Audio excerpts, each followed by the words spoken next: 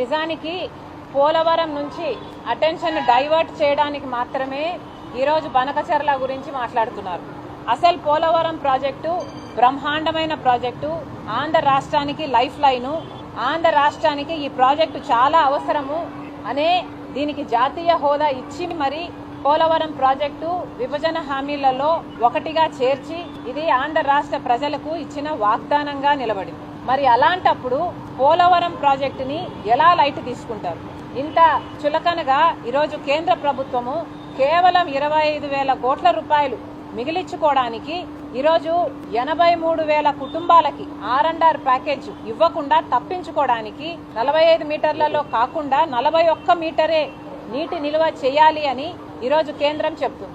Original గా 2019లోనేమో దీని revision జరిగినప్పుడు పోలవరం పూర్తి చేయడానికి 50,000 కోట్ల రూపాయలు అవుతుంది అనుకుంటే దానికి కేంద్రం మేము మొత్తం 50,000 కోట్ల రూపాయలు ఇయ్యము, దీని ప్రాజెక్టుని 41 మీటర్లకే కుదిస్తున్నాము అని చెప్పి పార్లమెంటులో సైతం నిర్మలా సీతారామన్ ఫైనాన్స్ మినిస్టర్ సైతం 41 మీటర్లకే ఇది కుదిస్తున్నాము, దానికి సంబంధించి మాత్రమే ఇప్పుడు డబ్బు విడుదల చేస్తున్నాము అంటే కనీసం ఒక్క ఎంపీ అయినా, ఏ పార్టీకి చెందిన ఒక్క ఎంపీ అయినా, ఆంధ్ర రాష్ట్రానికి చెందిన 25 మంది లోక్సభ ఎంపీలైనా లేక రాజ్యసభ ఎంపీలైనా, ఏ పార్టీ వాళ్ళైనా ఒక్కరైనా నోరెత్తారా?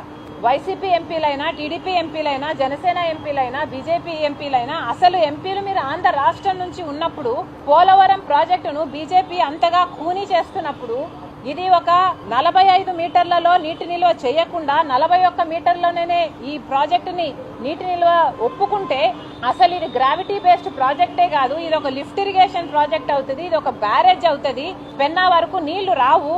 ఇవన్నీ తెలిసి కూడా ఒక్క ఎంపీ అంటే ఒక్కడు కూడా మాట్లాడలేదు. ఇది అన్యాయం కాకపోతే, ఇది దారుణం కాకపోతే, ఆంధ్ర రాష్ట్ర ప్రజలకు వెన్నుపోటు పొడచడం కాకపోతే ఏమిటి అని అడుగుతున్నాం. వీళ్ళు మాట్లాడకపోవడానికి ఒకటే కారణం, కేవలం బీజేపీ దృష్టిలో వీళ్ళు చెడు కాకూడదు. ఎందుకంటే బీజేపీ అధికారంలో ఉంది కేంద్రంలో, బీజేపీకి అందరూ తొత్తుల్లా మారి వాళ్ళ కేసుల నుంచి వాళ్ళ పనులు చేయించుకోవడానికి, వాళ్ళ స్వార్థ రాజకీయాల కోసం బీజేపీ గుడ్ బుక్స్ లో ఉండాలి. ఇదొక్కటే అజెండా. ఒక్కడంటే ఒక్కడు కూడా మాట్లాడలేదు.